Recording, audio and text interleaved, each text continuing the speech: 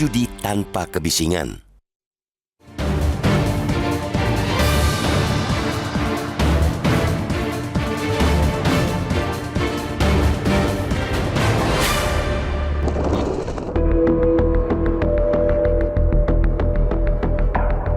Bagi jutaan orang di negeri ini, judi sudah seperti bagian tidak terpisahkan dari kehidupan. Tidak ada kehidupan tanpa perjudian. Bersih dari judi ibarat mati. Celakanya, candu judi itu merebak kemana-mana, bahkan masuk di kalangan wakil rakyat. Temuan Pusat Pelaporan dan Analisis Transaksi Keuangan atau PPATK ke DPR pekan lalu menunjukkan lebih dari 1.000 anggota DPR dan DPRD diduga terlibat judi online, dengan total transaksi menyentuh 25 miliar rupiah. Dari pelacakan terhadap rekening para anggota dewan menunjukkan ada 63.000 transaksi judi online di kalangan para wakil rakyat. Uang yang dipertaruhkan pun mulai dari ratusan juta hingga miliaran rupiah. Rasanya musikil dinalar jika alasan para wakil rakyat itu main judi ialah sekedar iseng. Semakin musikil lagi jika mereka mengatakan uang main judi itu berasal dari kocek sendiri, mengingat uang yang dipertaruhkan mulai dari ratusan juta rupiah. Kalaupun itu benar dari kocek mereka sendiri, alangkah sialnya negeri ini karena punya wakil rakyat yang punya hobi bertaruh judi. Padahal judi online itu bukanlah adu peruntungan karena permainan sepenuhnya dikendalikan oleh bandar.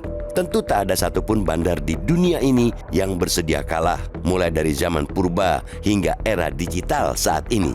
Fakta dari PPATK itu jelas memberi tamparan keras bagi negeri ini. Karena itu, aparat harus segera menindaklanjuti temuan itu karena perbuatan mereka sudah masuk ranah pidana.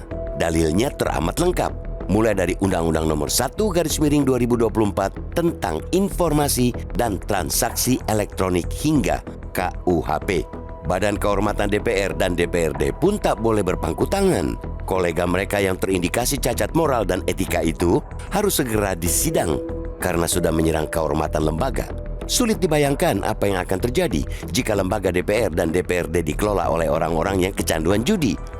Mereka yang membuat regulasi, mereka pula yang mengkhianati. Fungsi pengawasan dewan akan menjadi tumpul karena anggota dewannya lebih berorientasi cari fulus buat main judi. Sama halnya dengan fungsi pembuatan anggaran negara yang bakal syarat dengan ijon para anggota dewan. Dan untuk fungsi legislasi, entah apa bentuknya sebuah undang-undang atau perda hasil bikinan pemain judi. DPR dan DPRD pastinya tak dapat diisi oleh sekumpulan orang yang doyan judi. Lembaga itu hanya bisa diisi oleh orang-orang pilihan yang masih bisa menjaga kewarasan mereka. Sedangkan penjudi, mereka adalah orang yang gagal menjaga kesehatan mental. Polisi serta Badan Kehormatan DPR dan DPRD jelas harus segera menyeret para terduga penjudi itu ke meja hijau. Minimal dipecat dari jabatan anggota dewan karena tak mungkin nasib negeri ini diserahkan ke para penderita sakit mental. Negeri ini pelan tapi pasti hendak digrogoti lewat judi, khususnya judi online. Karena itu, terus-menerus membiarkan judi online berbiak mulai dari pejabat hingga anak-anak, sama saja membiarkan kanker merambat dan menggerogoti sekujur tubuh. Lebih-lebih bila kita seolah menutup mata atas dampak nyata dari judi online. Kita pernah memiliki 2 presiden yang terus-menerus mengingatkan pentingnya revolusi mental. Dulu Presiden Soekarno mengenalkan kepada negeri ini tentang keharusan revolusi mental. Lalu Presiden Joko Widodo mengulanginya lagi dengan ajakan yang sama. Entah kapan lagi kita akan terus mendengar seruan revolusi mental di satu sisi sambil menyaksikan korban sakit mental akut berjatuhan akibat judi online.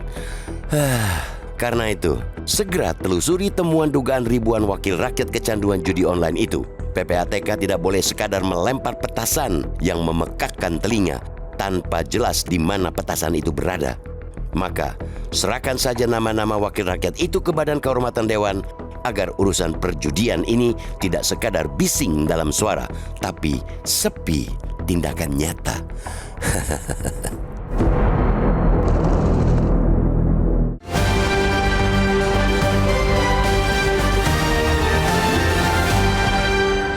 Di bagian berikut Anda bisa ikut menyatakan pendapat Anda terkait editorial pagi ini. Pemirsa, untuk saat ini tetaplah bersama kami.